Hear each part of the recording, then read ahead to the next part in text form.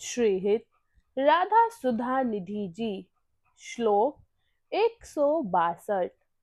युगल केली के दर्शन। जिन श्रीमती राधा रानी के अंग प्रत्यंग से मधुर अति मधुर महाकीर्ति पीयूष सिंधु प्रवाहित होता रहता है, जिनका कोटि कोटि चंद्रमाओं को लज्जित करने वाला श्रीमुख है, जो श्री राधा प्यारी चंचल नेत्रों से युक्त है और जो अति अद्भुत सौकुमार्य से अति ललित तनु है। क्या मैं ऐसी श्री राधा रानी की प्रणय रसमयी आनंद निर्झरणी केली सरिता प्रभा में कभी अवगाहन कर पाऊंगी? श्लोक 163। मनोरथ।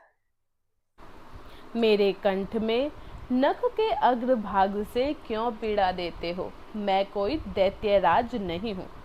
अरे मेरी कुछ तटी में पीड़ा मत दो, मैं पूतना नहीं हूँ।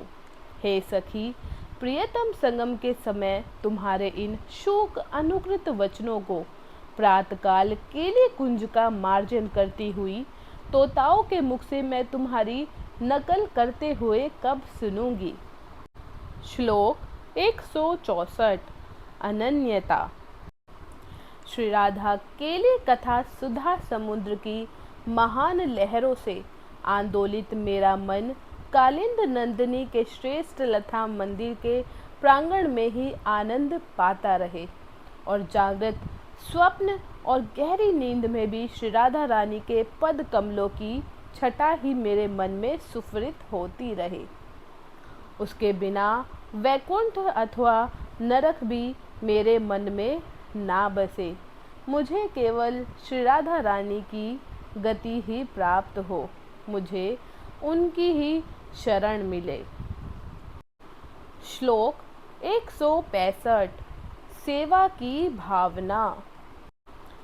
यमुना तट के किनारे नए लता मंदिर के प्रांगण में रति क्रीड़ा मर्दन से प्रकट हुई श्रम जल धारा से परिपूर्ण वेपु वाले और स्पर्श आनंद से कुछ मुंदे हुए नयन वाले श्री राधा माधव की जोड़ी को मैं कब अनुपम शीतल पंखा करूंगी? मुझे कब ऐसे भाग्य प्राप्त होंगे जब मैं उन्हें शीतल पंखा की सेवा दे सकूंगी? श्लोक 166। विहार की नित्यता।